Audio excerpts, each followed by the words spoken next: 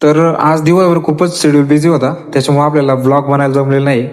आणि आपण 21 डेजचं चॅलेंज घेतलेलं आहे, त्याच्यामुळे आपल्याला डेली शूट करणं आणि डेली अपलोड करणं हे खूप गरजेचं आहे. तर मी आज इन्फॉर्मेटिव्ह व्हिडिओ शूट करणार आहे. तर सुवर्णप्राशन म्हणजे हे काय असतं हे आज मी तुम्हाला सांगणार आहे.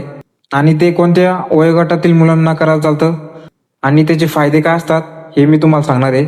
आणि जर करायचं असेल तर त्याचा संपूर्ण हॉस्पिटलचा ॲड्रेस मी तुम्हाला देणार आहे. फक्त व्हिडिओ शेवटपर्यंत बघा. तर मग चला जाणून घेऊया. तर सुवर्णप्राशन हा एक आयुर्वेदिक आणि पारंपरिक चालत आलेला एक कॉन्सेप्ट आहे, जो लहान मुलांच्या आरोग्यासाठी आणि बुद्धिवाढीसाठी केला जातो.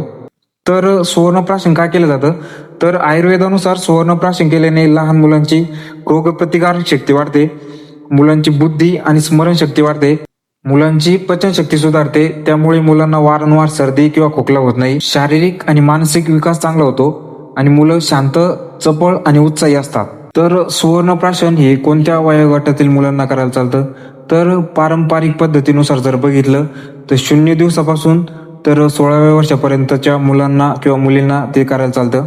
विशेषतः नवजात ते 5 वर्षापर्यंत वयोगटातील मुलांना दिलेलं फायदेशीर मानले जातं.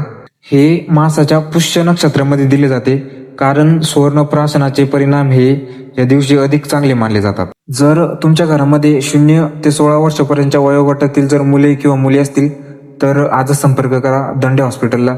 तर पत्ता आहे नवीन बस स्टँड शेजारी, मनसोरी कॉलनी.